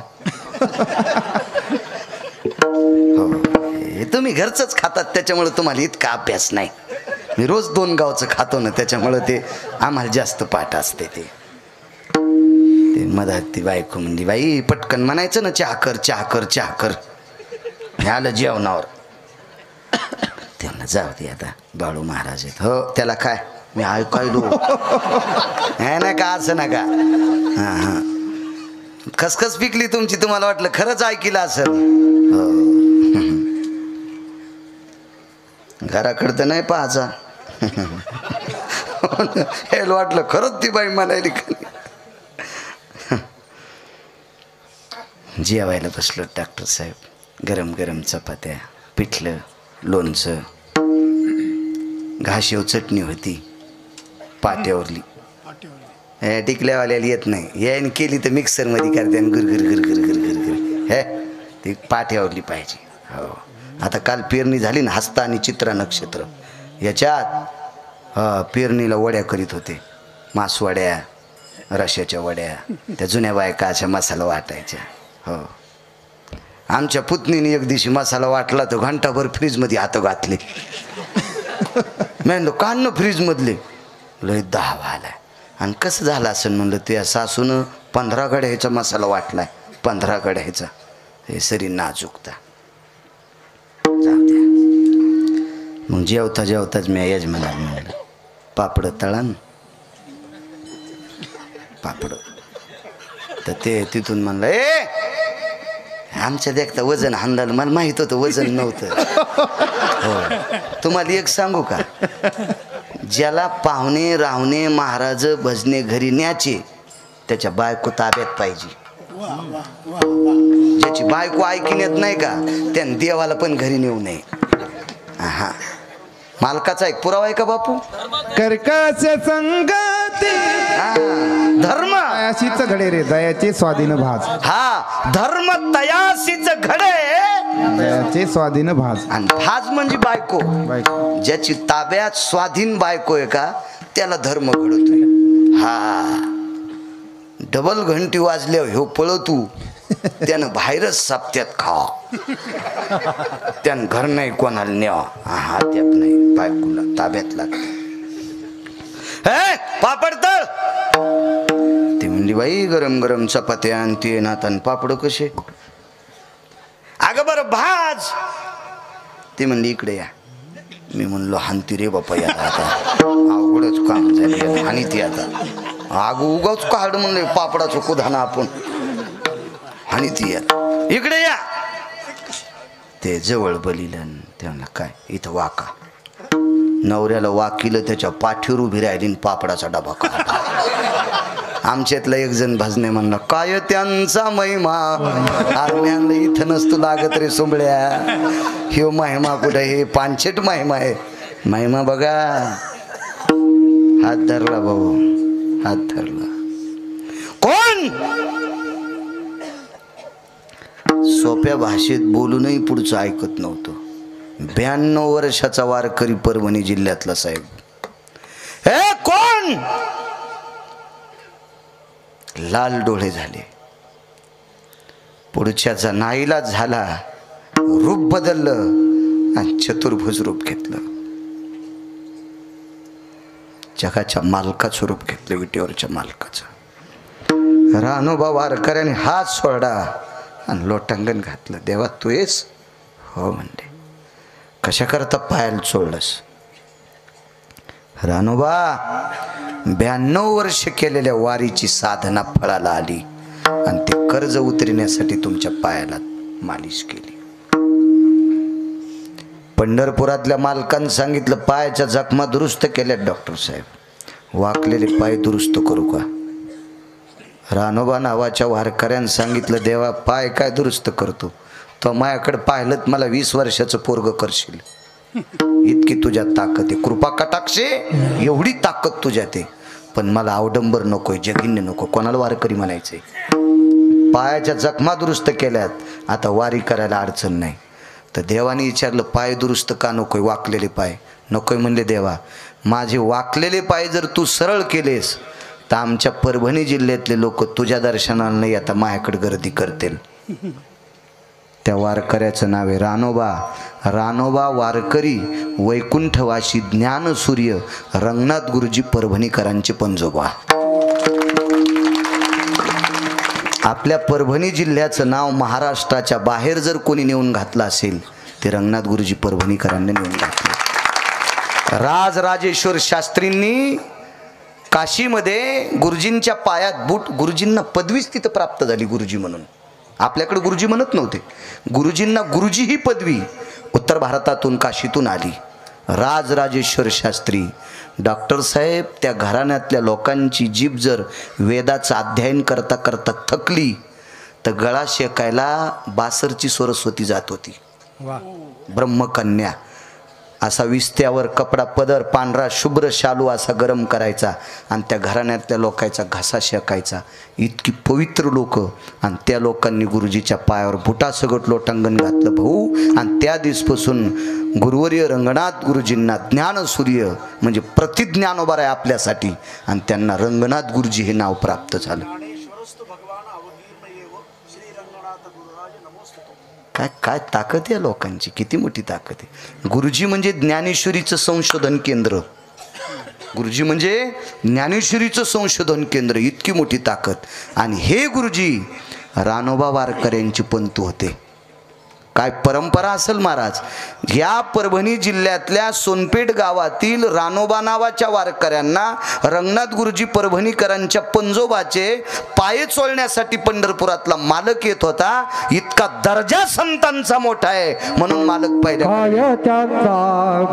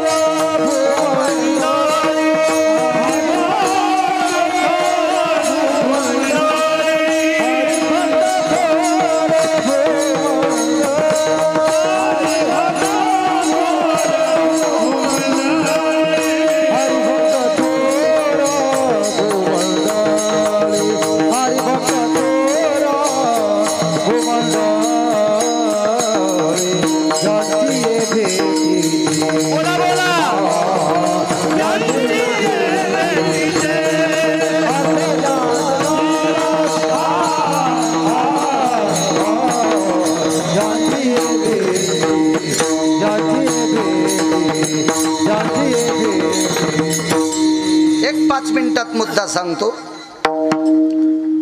ज्या परिसरानं ज्या मातीनं मोठं केलंय त्या मातीचं ऋण तर नाही फेडू शकत. 10-5 मिनिटं कीर्तन आगाव करू शकतो. मी गुरुवर्य शिवेंद्र स्वामींच्या पुढे एक चरित्र सांगितलं होतं मागे एका कीर्तनात. त्याच्यातलं एक अलीकडचं चरित्र सांगतो. 360 तीर्थापैकी एक तीर्थ आहे. त्या तीर्थाचं नाव आहे नर्मदा. नर्मदा नावाचं तीर्थ, पवित्र गंगा भाऊ. फार लोक परिक्रमा करतात. बापू आपल्याला करायची. हो आणि हो, क्या बात आहे. वा वा वा वा. आणि मला आता ह्या पुढच्या ह्या वर्षातच करायची. तिथून पुढे आता बऱ्यापैकी गुडघे चाललेत, गॅप यायलाय. इतकं टाकू नये त्याचा गॅप भरणं.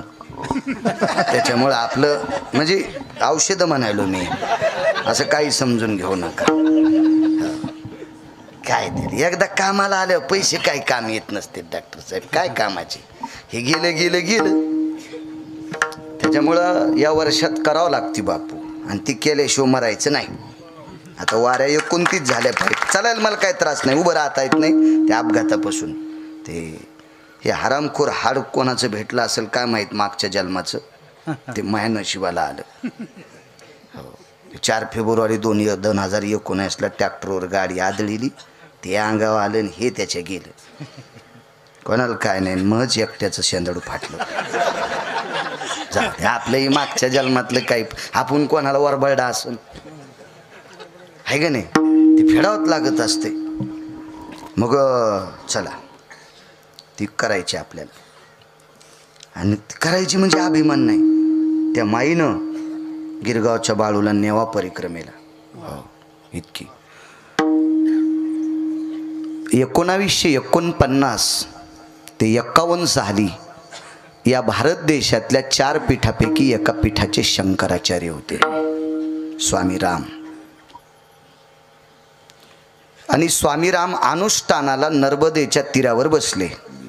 नर्मदेच्या तीरावर बसले. अनुष्ठान बरोबर 1:30 वाजता सुटायचं. 1:30 माध्यानी सूर्य ढळला की अनुष्ठान सुटायचं, आणि त्याच्यानंतर मग 1 टाईम जेवायचं. पण जंगल होतं, परिसरात अन्नाची व्यवस्था नाही, करावं काय. तर त्यावेळेला प्रदक्षिणा करणारी पण मोजकी लोक होती. पण स्वामी राम ज्या वेळेला अनुष्ठानाकरता नर्मदेच्या तीरावर बसले त्यावेळेला झाडाखाली बसले नव्हते. 2च वर्ष शंकराचार्य पद घेतलं. त्याच्यानंतर पदाचा तिरस्कार नाही, नको म्हटले पद. महत्व हरवी, चातुर्य लपवी, पिशे पण मिरवी आवडोनी, पूज्यता डोळा न देखावी, स्वकीर्ती कानी ना ऐकावी. ह्या महिमेतले महात्मा शंकराचार्य होते ते. आणि उघड्यावर बसले. दुपारची वेळ 1 वाजलाय. फक्त स्वामी रामांच्या अंगावर ऊन नाही डॉक्टर साहेब, कडकड कडकड ऊन तापले. एकट्या स्वामी रामांच्या अंगावर भास्करो तेजो कांती लुप्तो भयप्यातायाम प्रपटलेषु स्थिता छायाम भास्करो तेजेशु नैवम गिरगावकर लिखितम. ते काय बाळून लिहिलं का गिरगावच्या? सूर्य सुद्धा ढगाच्या आडंगी जातो आता बापू, इतकी ताकद होती महाराज लोकांची. मग असं पाहिल्याच्या नंतर त्यावेळेला आता आपल्याला सगळ्याला महत्व कळाले म्हणून आपण चाललो. पण 1949 ते 51, 92, 93 साली एवढी लोकांना माहिती होती का? एवढी प्रगती होती का? इंटरनेट होतं का? मोबाईल होते का? एवढी माहिती होती का? त्या काळात फार चिकित्सक, सात्विक, सदाचारी, पुण्यशील लोक यात्रा करायचे. आणि अशा लोकांनी तो प्रकार पाहिल्याच्या नंतर ऋतुपुष्प प्राप्तिस्तु तताम साधवे चरणारविंदा. ज्या काळात झाडाला जे फूल येईल ते फूल स्वामी रामांच्या पुढे डॉक्टर साहेब टाकत होते. ऋतुपुष्पम म्हणजे कर्मकांडात सिद्धांत आहे. भगवान शिवशंकराला बेल आवडतो, जगदंबेला लाल फूल आवडते, गणेश गणपती बाप्पाला दुर्वा आणि लाल फूल आवडते, पांडुरंगाला मंजुळ आवडती, असा शास्त्राचा सिद्धांत आहे. पण आपल्याकडे आता मंजुळ नाही, लाल फूल नाही, बेल नाही, काय नाही. मग जे फूल सापडे ते फूल त्या देवाला प्रिय जरी नसल तर यावतो ऋतुपुष्पास्ततम प्राप्तिरस्तु तत देवतां शमशो नारायणो हृदयस्थो भयस्थितः ऋतुपुष्पम समर्पयामि. हे देवा, हे नारायणा, हे प्रभू, हे गणेश भगवान, हे जगदंबा, हे भगवान शिवजी, हे पांडुरंग परमात्मा, या ऋतूमध्ये आम्हाला हे फूल सापडे तथास्ति समर्पयामि, आमचा स्वीकार करा, असं म्हणण्याची पद्धत होती. मग हे योगी तपिसिद्ध लोक आश्चर्यचकित व्हायचे आणि ते फुलं टाकायचे. स्वामी रामांचं अनुष्ठान मुळलं की फुलाचा गंज. फुलं कसे खायचे डॉक्टर साहेब? पहिला, दुसरा, तिसरा दिवस गेला, फुलंच होते, नुसते फुलं. करावं काय? आणि गात्र आता शेवटी अन्नमय प्राण आहे. योगी असेल आता ती काय, त्यांचं अनुष्ठान म्हणजे काय असं डोळे झाकून वगैरे योग मुद्रा लावून थोडंच होतं. आणि योगाची मुद्रा लावली असेल तर हवेची पण गरज नाही, भाकरीची गरज नाही, पोळीची गरज नाही, भाजीची गरज नाही. ते नाही, त्यांचं अनुष्ठान नामाचं होतं. नर्मदेच्या नामाचं चिंतन करायचं होतं. हर नर्मदे, हर नर्मदे, हर नर्मदे, हर नर्मदे, हर नर्मदे करायचे. तिसऱ्या चौथ्या दिवशी अनुष्ठान सुटल्याच्या नंतर स्वामी राम नर्मदेला प्रणाम करायचे. नर्मदेला ज्या वेळेला प्रणाम करतात त्यावेळेला डॉक्टर साहेब एक रत्नजडीत हात वरी आलता गंगेच्या पात्रातून.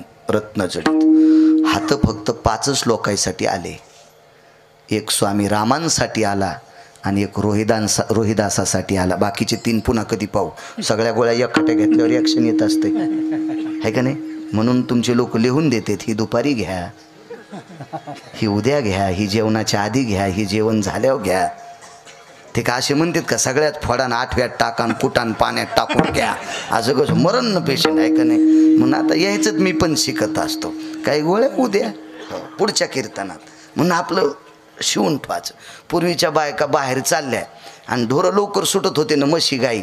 तर रस्त्यानं चालताना शेण पडलं की शहाणी बाई काय करायची, एक पावटा उचलायची आणि त्याच्यावर पालथा टाकायची. दुसरीची काय ताकद आहे उचलायची, टिवलं ती ना. तसं आता पुढच्या 3 टिवून ठुलंय. विठाला विठाला विठाला.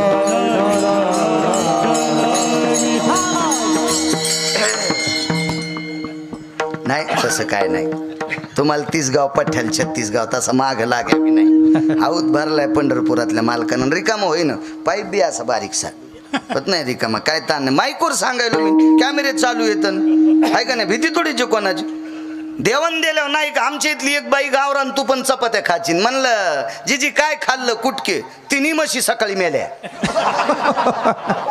जीव गेल्याचं निमित्त झालं. 3 म्हशी मेल्या जिजीच्या. म्हणलं जिजी काय झालं. जीव गेल्याचंच निमित्त झालं. म्हणलं जिजी चपात्या तुपात बुडून खात होती कुटके खाल्ले. म्हण पंढरपुरातल्या म्हशीच म्हणल्या वाचायचंच नाही.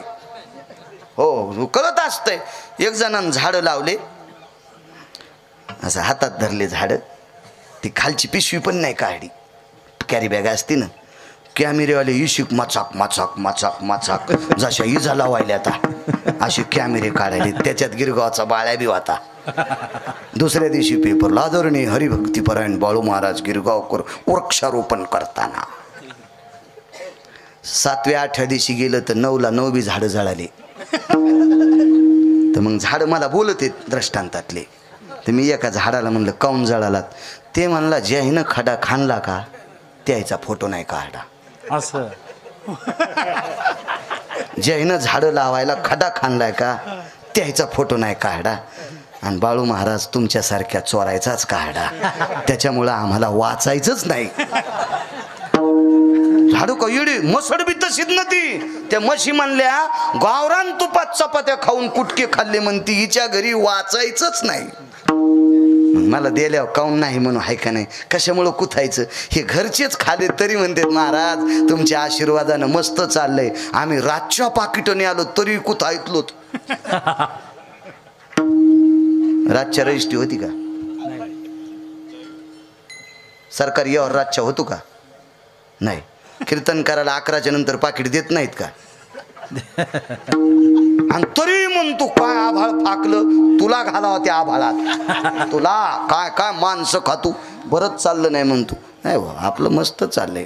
फाकाफाकी नाही काय नाही काय नाही. सगळं पद्धतशीर. कशाला कुथायचं आहे का रे. त्याच्यामुळं टिवलं समजून पुढच्या वर्षी आरक्षित केले असंही समजू नका. उगदडपण याच. हात जोडले साहेब. हात वरी आला. रविदासा करता हात आलता काशीमधून. रविदास वारकरी संप्रदायातल्या 18 संतांपैकी एक होते. त्यांचा व्यवसाय होता बूट चपला शिवायचा.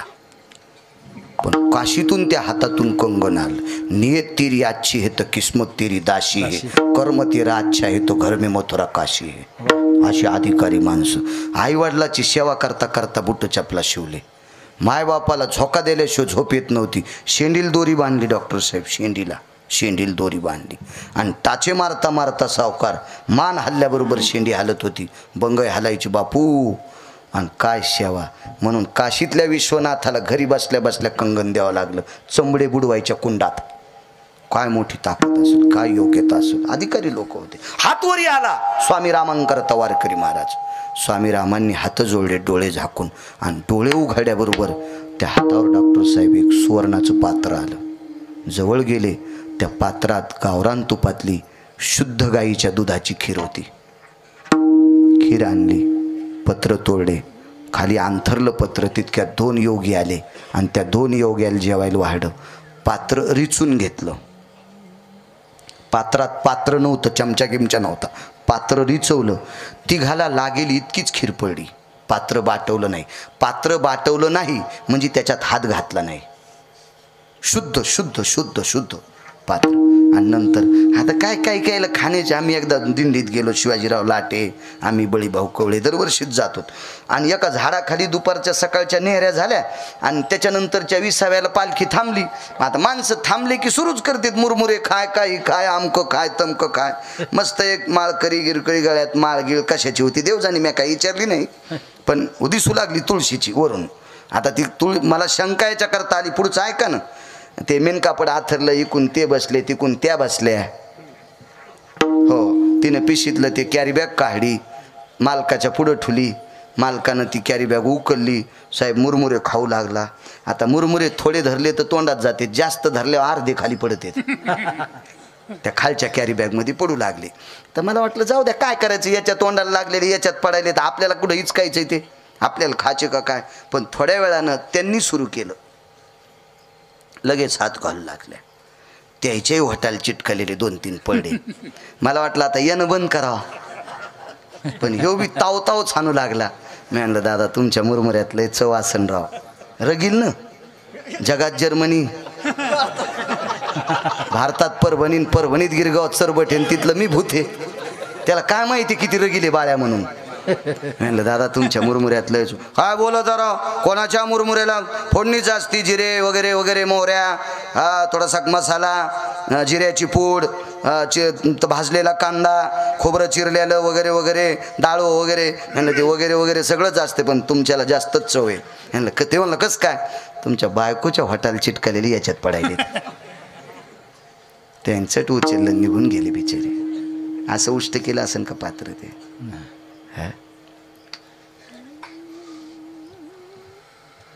पात्र रिझून दिलं.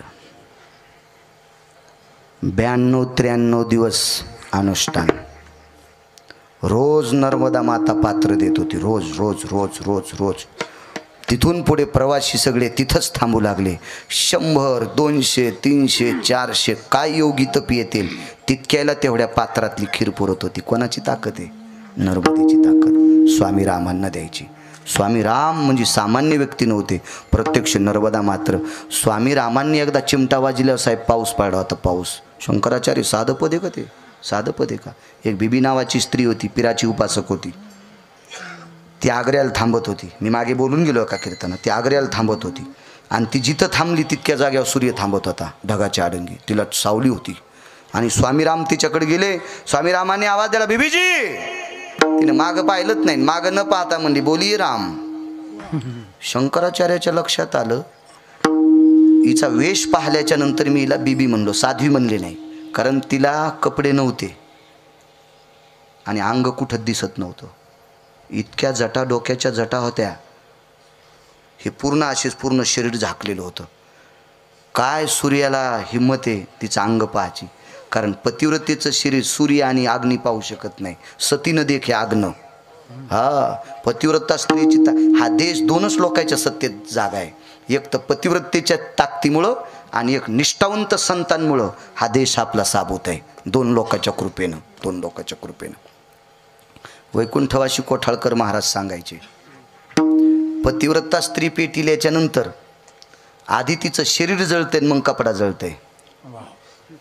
पतिव्रता स्त्री पेटिल्यावर आधी शरीर जळते मग कपडा जळते. काय अग्नीची मायवेली, आधी कपडे जाळून मग शरीर जाळायची. सतीनं देखे अग्न. उलट पतिव्रता जळाल्याच्या नंतर जशाला तशा मेऱ्या साबीत निघावा. ढवळेवीर नावाचं एक गाव खानदेशमध्ये, रुक्मिणी नावाची स्त्री जन्माला आली. फक्त हळदीचा डाग. जीवनभर ज्ञानेश्वरीची साधना आणि गाथ्याची साधना केली. देह सोडला आणि पेटून दिल्याच्या नंतर गळ्यातली तुळशीची माळण दोऱ्या सगळं जशाला तसे. सावडायला गेल्या एकही आस्ती सापडली नाही भाऊ. फक्त तुळशीची माळण दोरा जशाला तसा सापडा. त्याची समाधी ढवळेवीरला आहे. काय ताकद आहे पतिव्रतेची. जाईबाई नावाची स्त्री होती. वैकुंठवासी मारुतराव महाराजाला तिनं दिंडीत भाकरी घातल्या. तिची मारुतीच्या मंदिरात कासारवाडीला समाधी आहे. ती बाईला फक्त हळदीचा डाग होता. गळ्यातलं मंगळसूत्र दोऱ्या सगळं जशाल तसं निघतंय. काय ताकद आहे. सतीनं देखे आग्न. एवढी मोठी शक्ती असते सतीमध्ये. म्हणून मला वाटतंय सती नाही निघलं पाहिजे.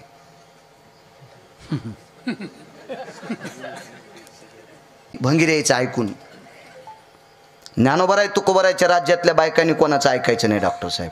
ज्ञानोबराय तुकोबरायचा परमार्थ म्हणजे वाघिणीचं दूध आहे. आणि वाघिणीच्या दुधात जर तुम्ही चपाती खात असाल तर शेळी कशाला पाळली? एक जण म्हणला बब्याला ऊन लागल्यावर त्याच्या कानात दूध टाकायचं. तू या बब्याच्या कानातच शेळी घालू एक. वाघिणीचं दूध खाल्ल्यावर दूध ऊन लागत असते. ज्ञानोबराय तुकोबरायचा परमार्थ म्हणजे वाघिणीचं दूध आहे. वाघिणीचं दूध आहे. काय ताकद आहे. कशाला आगाव सोंग करायचे? हो, लवंगाव मंगळवार धरीती, लवंगाव मंगळवार. हो, खाल्ला साबुदाणा कुंटलानं. हो, इतका आजार झाला. लग्न झाल्यावर 3 महिन्याला गर्भाशयाची पिशवी काढली. डोळ्यानं पाहिली मी ती पाहुणी. तुमच्यासारख्या तज्ज्ञ डॉक्टरांना सांगितलं अति उपास धरल्यामुळं पोटावर, पचन संस्थेवर आणि लिव्हरवर ताण आला, पिशवीपर्यंत आजार गेला. अति साबुदाणा खाल्ल्यामुळे, अति उपासामुळे लग्न झाल्यावर 2.5 महिन्याच्या नंतर गर्भाशयाची पिशवी काढली. काय कोण सांगितले तुम्हाला हे उपास? 24 एकादशा, 5 परवान्या आणि 1 सोमवार उपवास. फार काय झालं तर प्रदोष. याच्या व्यतिरिक्त ज्ञानोबराय तुकोबरायांनी उपासच सांगितले नाही. काही उपास हो, नवरात्रात पोट्टे पण चपला घालीनच. धुळे 9 दिवस चपला घालायच्या नाही, साबुदाणा खायचा. आणि दसरा झाला की घोरपडी धरायच्या. काय देवीच्या गोळ्या संपल्यात का ह्या नालायकाला मानायला?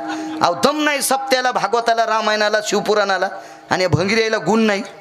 नुसते महाराज आणायचे, खपक्या पाकिट द्यायचे, त्याला श्रीमंत करायचं. हे असाच ऊसातले डुकर रुमाल झटकेला की निघाले. कशाला करायचे आगावपणा? गुण आला पाहिजे. या सप्त्यात 25 बायकांनी तंबाखू सोडायची तर सप्ताह सफल झाला.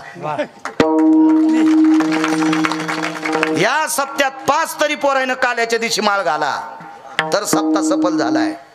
या सप्त्यातल्या डॉक्टर साहेब 5 तरी पोरायनं गुटखा सोडा तर सप्ताह सफल झाला. नाही तर हे नुसता देखावा झालाय. विठाला विठाला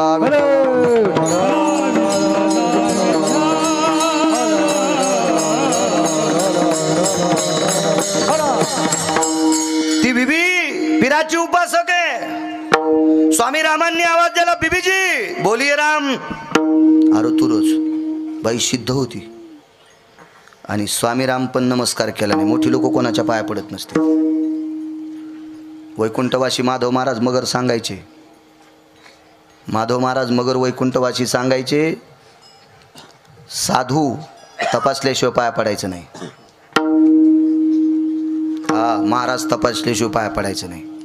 साहेब मोटरसायकलचा ड्रायव्हर चुकला 2 मरतील, जीपचा ड्रायव्हर चुकला 10 मरतील, एसटीचा ड्रायव्हर चुकला 55 मरतील, रेल्वेचा चुकला 1000 मरतील. महाराज चुकीचा भेटला पिढ्या मरतील. पिढ्याची पिढ्या मातीत जाऊ शकतात.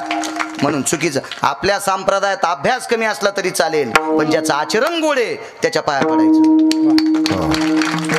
आणि ज्याचं आचरण गोड आहे त्याच्या पाया पडलं की त्याच्याकडनं तुमची झोळी रिकामी राहणारच नाही. आणि नालायकाच्या पाया पडल्यावर त्याच्या पायातलं पाप तुमच्या कपाळात येतं आणि तुमचा संसार खालून पेटतो. एक मुद्दा सांगू अर्थसंहितेतला, अर्थशास्त्रातला. चोरी करणाऱ्यापेक्षा चोरी करणाऱ्याला मदत करणारा अर्धा चोर असतो. गुन्हेगाराला मदत करणारा अर्धा गुन्हेगार असतो. हो, गुन्हा कधीच झाकायचा नाही. एका बाईनं आम्हाला चहा घ्यायला बोललं. म्हणलं बाई मी चहा पित नाही. म्हणले दूध घ्या. म्हणलं मी काही बोक्या नाही. ती म्हणली काळा चहा प्या. बाई ऐकत न शपथच घातली. यायला म्हणलं चला आम्ही येणार आहेत म्हणून बाईनं रांगोळ काढली. पण बाईनं रांगोळ काढणं, मधात जाणं, तिच्या रांगोळीवर कुत्र्यानं घाण करणं संगत. कुत्र्याला काय कळत आहे? पशु काय पाप पुण्य जाणी ती, उत्तम मध्यम भोगभोगी ती. गुन्हा झाकायचा नाही. बाईनं बाहेर येऊन पाहिलं, म्हणली बाई काय रांगोळ काढली ग, एवढं मोठं खळभर रांगोळ काढीन, कोणाचं कुत्रं आलं, काय घाण केली. आणि नवऱ्याला लगेच म्हणली बाई तितकी काढा ना. पहा बाई बी उचकानी होती. हो, ज्याच्या जीवनात बाई सात्विक भेटली का त्याला वनवासात स्वर्ग आहे. आणि ज्याच्या जीवनात बायको कर्कशा भेटली त्याला बंगल्यात मसनवाट आहे.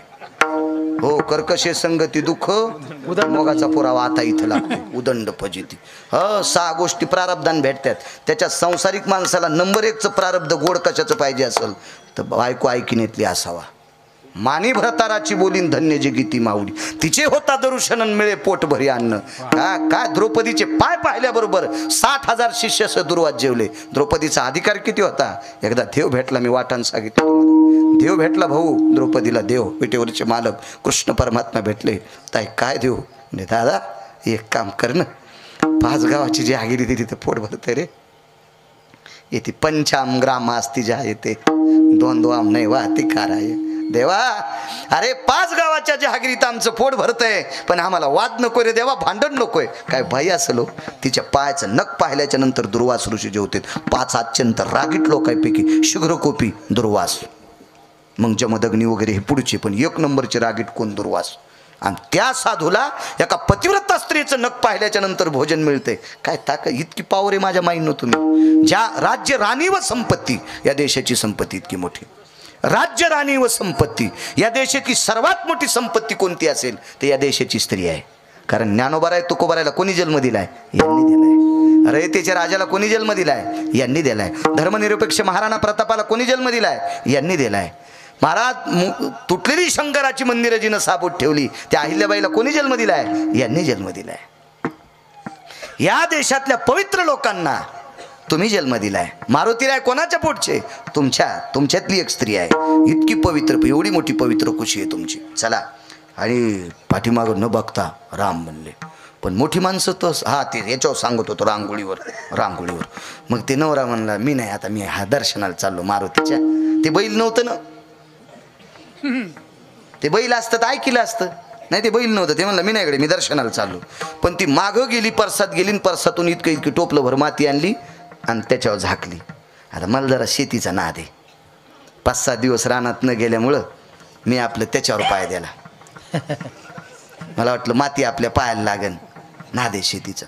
मी सगळ्यात आधी शेतीला मानतो. म्हणून तर एक जण म्हणला कीर्तनात इतकं कडक बोलता, जाऊ दे म्हणलं, निघाला कापूस याचायला पट्या, तू नको तांग घेऊ. त्या काळ्या माईच्या जीवावर मस्त उड्या हाणायच्या आपण, हे काय खरंय. मग ते पाय दिल्याच्या नंतर बरं वाटलं, पण नंतर गार लागलं. आणि त्या बाईनं लग्नात गाली चालता 22,000चा आणि आम्हाला बसायला टाकला. आता मी येडा आहे का माझ्या धोत्रान पाय पुसायला? मी त्याच गाली चाल पुसला. आणि मग बनली बाई आत्तर टाकलं, पण घरात वास कसा यायलाय? हे तो गुन्हा झाकल्यामुळं